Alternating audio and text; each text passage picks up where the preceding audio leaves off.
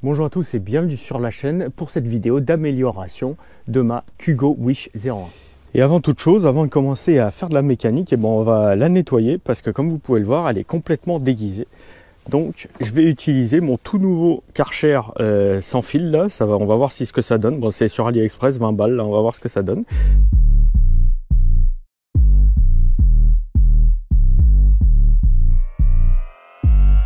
Bon voilà, la machine est toute propre, donc je la rentre dans le garage et on va pouvoir commencer à bosser. Bon, ça y est, la machine est rentrée dans le garage. Bon, vous voyez, hein, j'ai pas pu m'empêcher déjà d'enlever les autocollants orange qu'il y avait. Bon, il y a des traces de colle, donc je vais passer un petit coup d'acétone ou de white spirit, je sais pas, je vais voir pour retirer la colle. Et maintenant, je vais vous montrer tout l'équipement qu'on a pour cette Kugo Wish 01. Alors déjà, première chose, on a une barre de LED pour faire un phare frontal. Ensuite, on a une plaque numéro 2 VTT DH pour boucher le trou sur la fourche. Ça, c'est le petit dongle qui va venir se brancher sur le contrôleur pour pouvoir rentrer dans les paramètres. Ça, c'est intéressant. Ici, qu'est-ce qu'on a? On a un abaisseur de tension pour transformer donc le 48 volts en 12 volts parce que ça fonctionne en 12 volts. Donc on a un petit module électronique pour transformer le 48 en 12. Là, on a la mousse de guidon que je vais vous montrer plus en détail après, qui est beaucoup plus jolie que le truc horrible qui est monté d'origine. Ensuite, un garde-boue pour remplacer pareil le truc qui ressemble à rien d'origine. Ensuite, on a un feu arrière qui fait aussi bavette au passage, donc ça c'est pareil, ça marche en 12 volts, donc il va falloir le brancher là-dessus. Et enfin, des protège-mains. Donc pour l'instant, c'est déjà pas mal, hein, mais c'est tout ce qu'on va installer pour l'instant sur la machine. Et ensuite, donc après vous voyez, je me suis fait des petites plaques d'immatriculation, on va voir si on peut lui mettre une plaque. Et dans un second temps, donc je vous montrerai comment on paramètre tout ça avec le logiciel sur le smartphone et etc. en Bluetooth. Bon bah écoutez, sans plus attendre, je vais m'attaquer au montage de tout ça et puis je vais vous mettre en timelapse sur le trépied. Allez, c'est parti.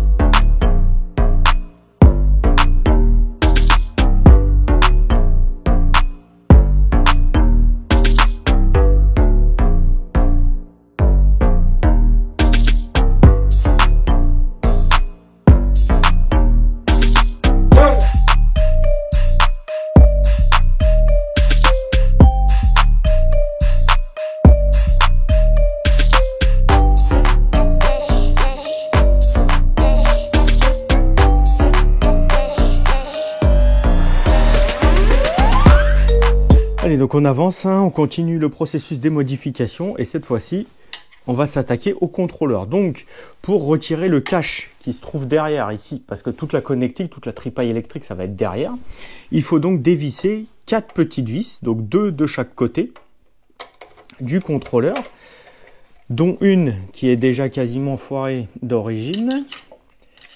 Donc on va essayer de l'épargner, hein. Vous voyez, celle-ci elle a la tête de vis qui est un peu fatiguée, je ne sais pas si vous allez voir, mais bon bref, bon, j'ai réussi à la desserrer quand même. Donc la deuxième de ce côté-là.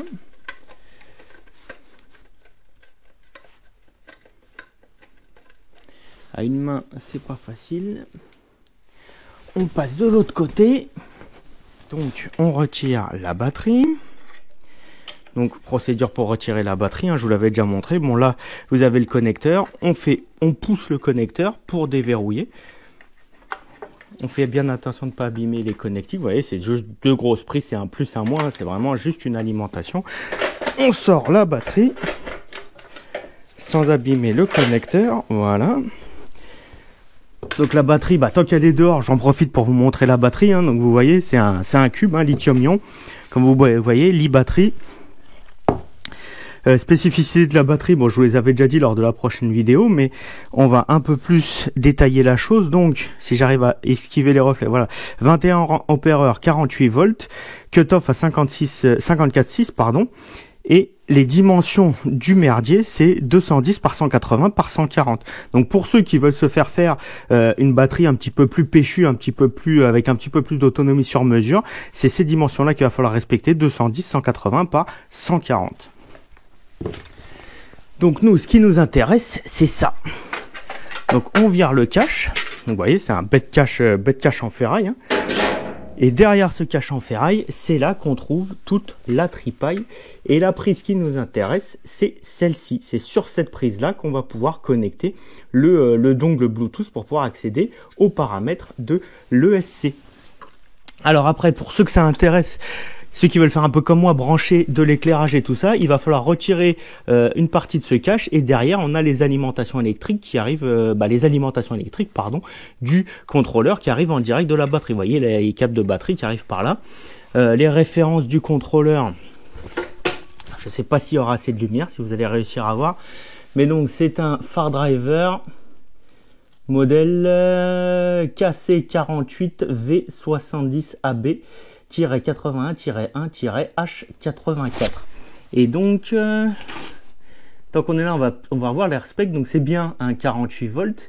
Et vous voyez, il peut sortir 70 ampères. Je vous disais, dans la première vidéo, il me semble que je vous avais dit 50 ampères ou un truc comme ça. Mais a priori, celui-là, il peut sortir jusqu'à 70 ampères. C'est pas mal. Ça veut dire qu'il y a de la marge pour mettre des batteries un peu plus énervées et pour pouvoir sortir plus d'ampérage, quoi. Donc, comme je vous disais, pour brancher notre petit bidule, ce qui nous intéresse, c'est la fameuse prise blanche. Donc là, à une main, encore une fois, on chope la prise, on chope le bidule. Voilà, quand j'utilise mes deux mains, c'est un petit peu plus pratique. Donc voilà l'engin branché. On va essayer de faire passer ça proprement dans le cache pour pas que ça pose de problème. Ou je sais même pas si je vais le laisser brancher, je vais peut-être juste faire la manip avec le téléphone et ensuite le débrancher pour éviter d'avoir des trucs qui se baladent, quoi. Donc bien entendu, pour que ça fonctionne, il faut avoir rebranché la batterie. On met le contact, voilà, ça s'allume. Ici, on a une petite LED qui clignote, ça veut dire que lui, il est bien alimenté. Et sur le téléphone, on va faire un scan.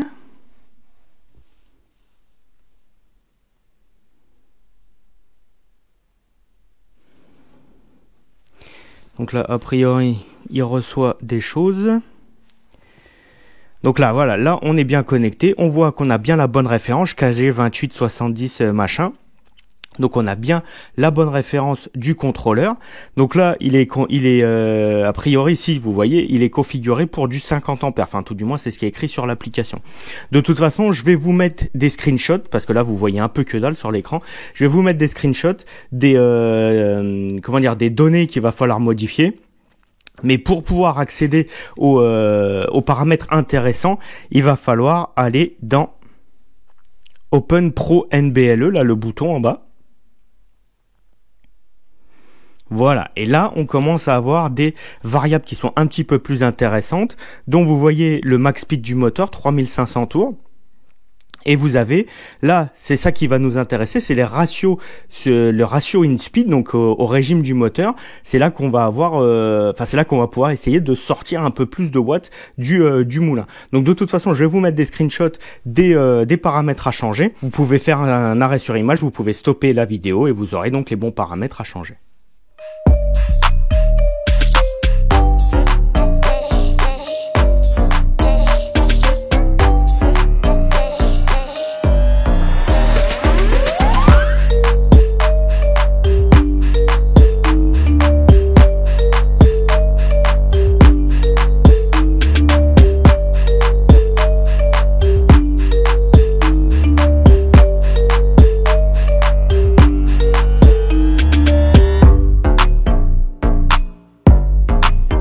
Oui, voilà, après plusieurs heures de boulot, voilà le produit fini avec donc le feu arrière avec le petit garde-boue, feu arrière que j'ai également relié à la poignée de frein.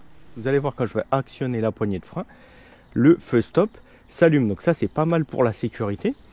Donc la petite bavette qui va bien également pour protéger. Donc vous avez beaucoup moins de projection donc sur vous, hein, forcément. Tous les autocollants donc orange que j'ai viré parce que ça faisait un petit peu trop carnaval à mon goût.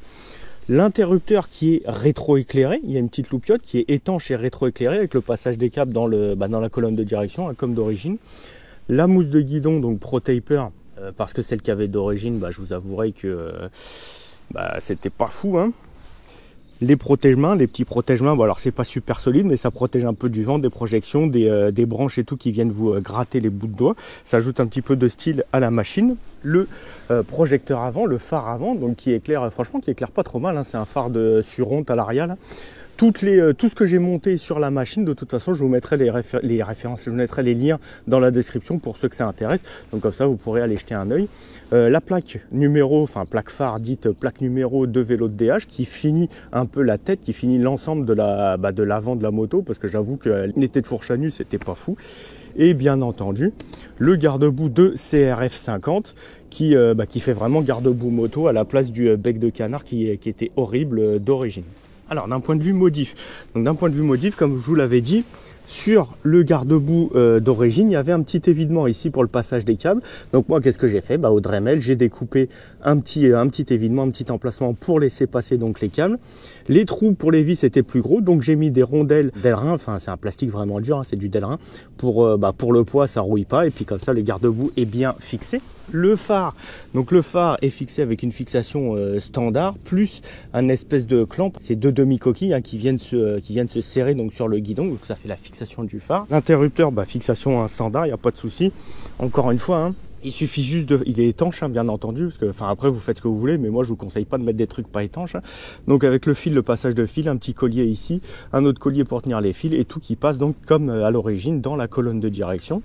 Ensuite, donc ça passe par en dessous, ça sort par le garde-boue avec le petit évidement là que je vous ai montré et ça rentre dans tout le boîtier, toute la boîte électrique à l'intérieur.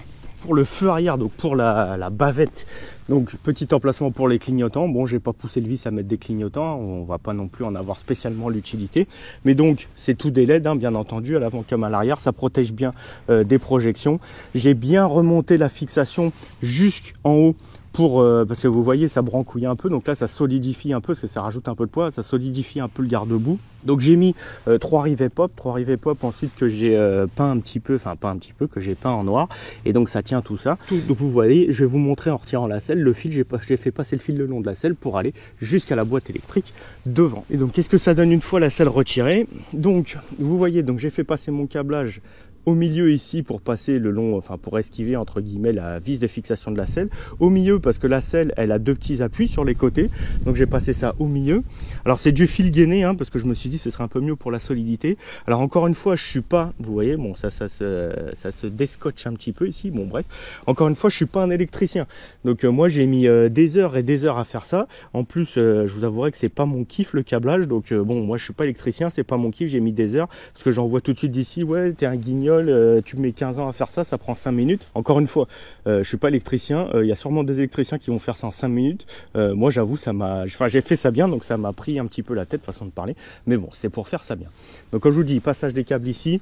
Ici, donc ça, c'est toute ma connectique avec les prises pour brancher, donc que ce soit le phare, le bouton, l'alimentation générale de l'ensemble. J'ai deux fusibles, donc j'ai un fusible sur l'alimentation, après l'abaisseur de tension, parce que ça c'est la pièce maîtresse entre guillemets de tout le montage, c'est l'abaisseur de tension, donc qui va passer de 48 volts à 12 volts, ça va jusqu'à 60 volts, donc si après vous voulez mettre une batterie 60 volts, lui il va toujours prendre en charge la chose. Donc voilà, donc j'ai un fusible en amont de cette pièce-là, de l'abaisseur de tension, donc qui va directement à la batterie, et j'ai un fusible en aval donc de l'abaisseur de tension qui va alimenter tout le reste du système. Alors j'ai principalement utilisé ça, des soudures automatiques entre guillemets, une petite gaine thermo avec d'une étanchéité, une bague de soudure à l'étain à l'intérieur, on chauffe, l'étain se répand, ça soude, bref. Franchement c'est pas trop mal ce genre de choses. J'ai mis un peu de Chatterton donc pour finir le truc et pour essayer d'étanchéifier un petit peu. Bon ça encore une fois ça colle pas super bien, je suis pas électricien encore une fois. Donc bon, ça fait un petit peu fouillis, mais c'est fonctionnel. C'est fonctionnel, c'est étanche, c'est protégé électriquement. L'abaisseur de tension, donc comme vous le voyez, pareil, je l'ai fixé avec deux rivets pop sur le cache du contrôleur. C'est le seul endroit qui gêne pas, où il a un peu d'air pour refroidir.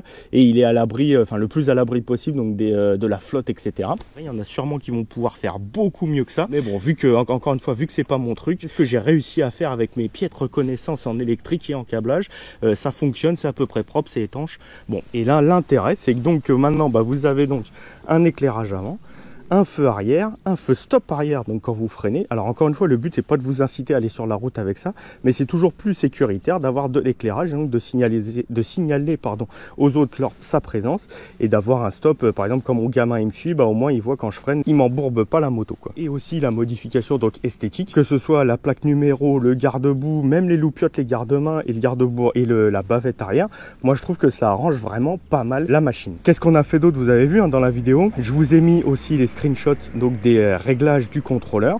Donc maintenant, qu'est-ce qu'il nous reste à faire? C'est d'enfourcher la machine et d'aller voir ce que ça donne avec les nouveaux réglages, voir si on a gagné en patate, en accélération, en vitesse de pointe, etc. On va voir vraiment si c'est pertinent donc de bricoler le contrôleur. Allez, c'est parti. Allez, on va voir si les réglages donc effectués sur le contrôleur vont porter leurs fruits. Cette fois-ci, comme vous le voyez, j'ai mon GPS de vélo, compteur de vélo GPS qui est installé. Cette fois-ci, il est chargé, il n'est pas en rade. Donc on va vraiment voir tout de suite ce que ça donne. Donc allez, batterie full chargée. On va commencer donc par une vitesse de pointe pour voir s'il y a du changement. Oula, ça lève un petit peu plus déjà. Là, on sent que ça part. Allez, on est déjà à 50 au compteur de la machine.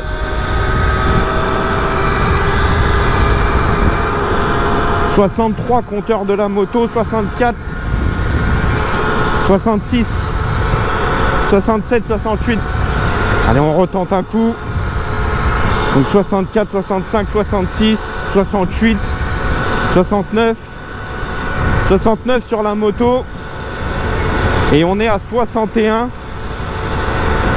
GPS. Donc on a une petite erreur quand même, hein. On est sur du 7-8 km/h d'erreur par rapport au compteur. Donc avant on arrivait à monter à 59, on va dire 58, 59 sur le compteur de la moto. Donc ça nous faisait un 50, on va dire 50-52 GPS. Et là on passe à 68-69 sur la moto. Donc ça nous fait un 60-61 GPS.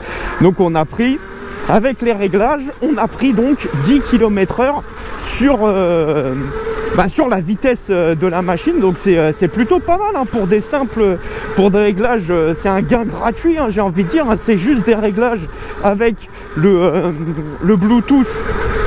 Avec le petit adaptateur Bluetooth, là, c'est pour ainsi dire gratuit si vous avez déjà l'adaptateur. Sinon, faut juste acheter l'adaptateur. Hein. Mais donc, ça vous fait donc déjà, comme vous l'avez vu, on a une poignée d'accélération qui est beaucoup plus vive, beaucoup plus réactive. Mais ça, c'est les réglages qu'on a mis sur le throttle axle et décelle. Ensuite, on se rend compte qu'on a même une accélération de la moto qui est plus vive, hein. Ça, c'est l'ampérage qu'on a rajouté. Forcément, en rajoutant de l'ampérage, on a plus de puissance disponible et donc on a plus de gouache, hein, forcément.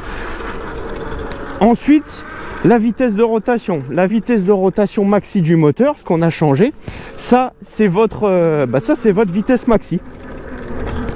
Donc c'est ce qui vous permet de pouvoir avoir donc plus de vitesse maxi et d'aller chercher donc plus haut dans les tours du moteur et d'avoir plus de vitesse maximale en régime de rotation maxi, donc sur le moteur.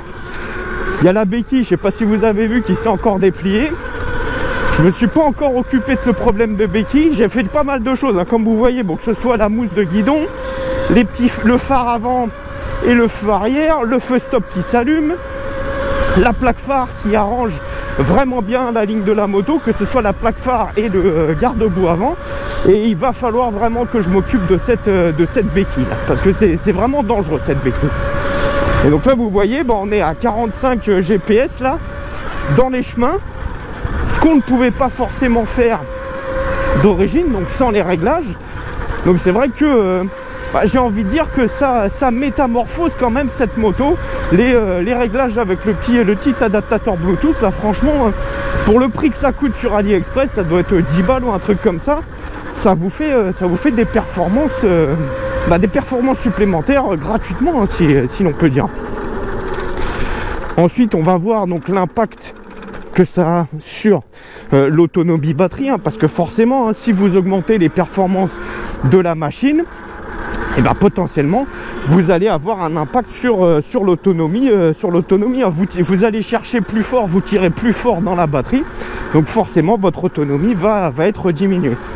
Là je me dirige vers la piste de BMX, la fameuse piste de BMX que je vous avais promis dans la première vidéo, parce que c'est vrai que je suis curieux de voir ce que ça donne sur piste de BMX, cette petite machine. Et voilà, nous voilà donc arrivés sur la piste de BMX et on va voir ce que ça donne du coup. Allez, c'est parti.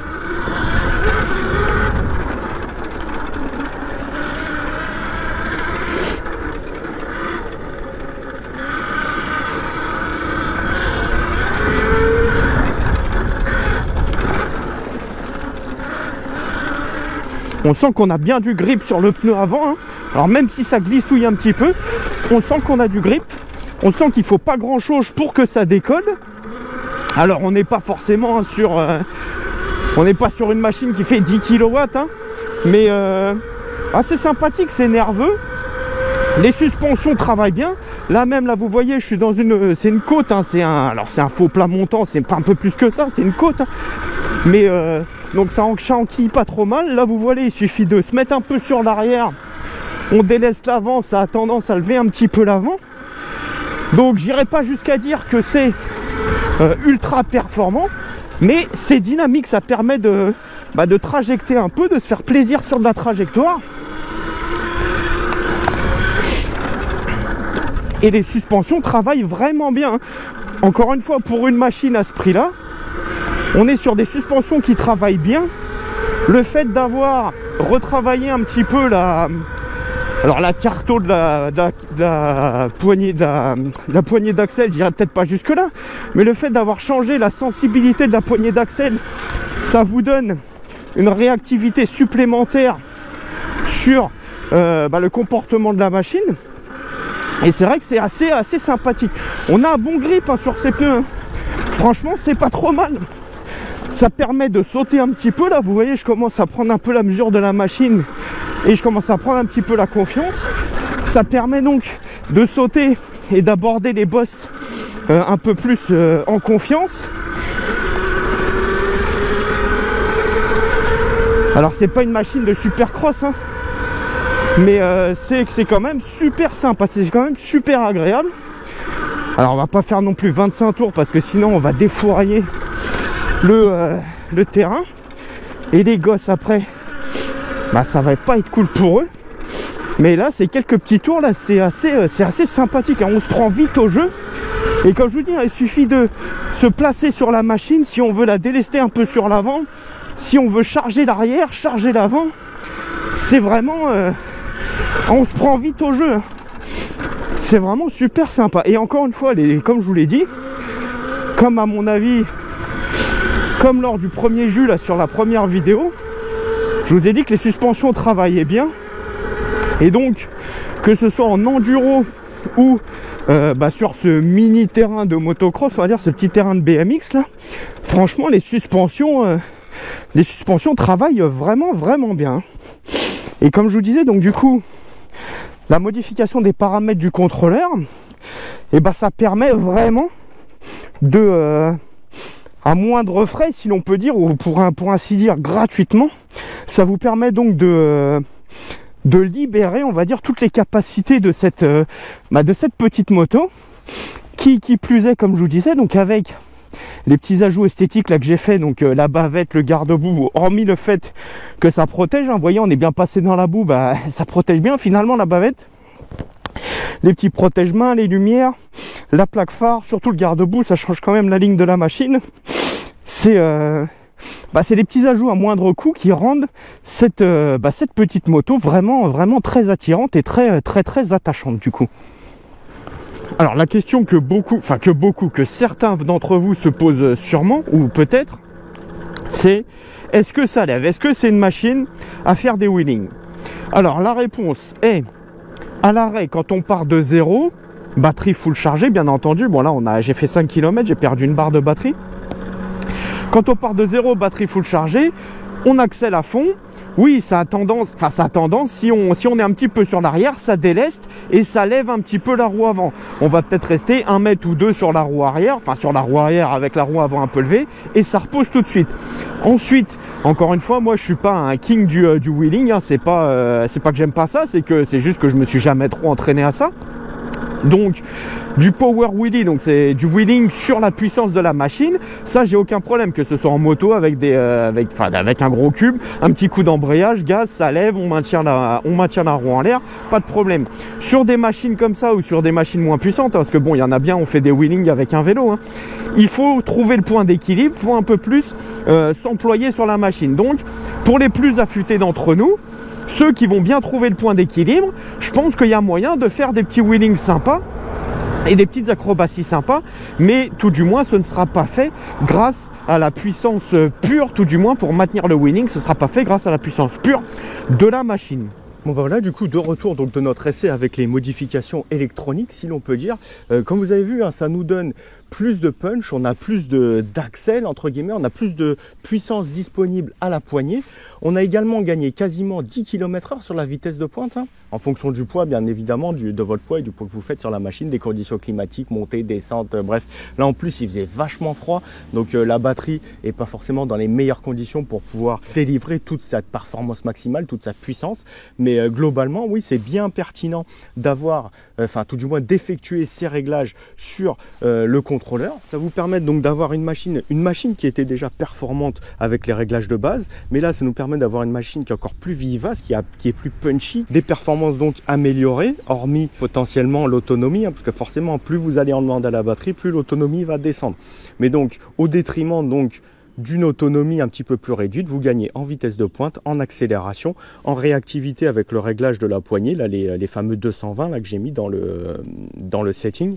Enfin bref, donc globalement ça améliore encore une fois cette machine qui est déjà une machine, franchement pour le tarif proche des 1000 €, on est sur une machine qui est vachement un très bon compromis pour moi. Alors c'est sûr, vous allez me dire, une Suron ou une Talaria, c'est incomparable. Et je suis d'accord avec vous, c'est incomparable.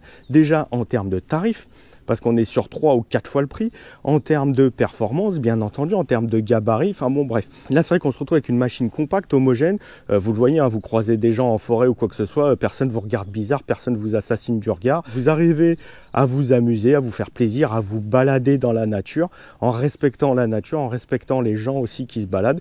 Et moi clairement c'est ça le but pour moi de ce type de machine. Là ça vous permet donc de respecter tout le monde tout en vous faisant plaisir. Une fois n'est pas coutume, merci à vous d'avoir regardé cette vidéo. Abonnez-vous et cliquez sur like, c'est gratuit et ça m'aide sincèrement vraiment beaucoup. Activez les notifications pour ne jamais rien louper. Allez faire un tour sur ma page Instagram pour avoir des photos et des vidéos en avant-première. Et on se retrouve très bientôt dans la prochaine vidéo. Allez, salut! Even when you feel low, you can still go. Even when you feel slow, you can still go. Even when there's no hope, you can still go. I never answer to no, man, I still go. Go, go.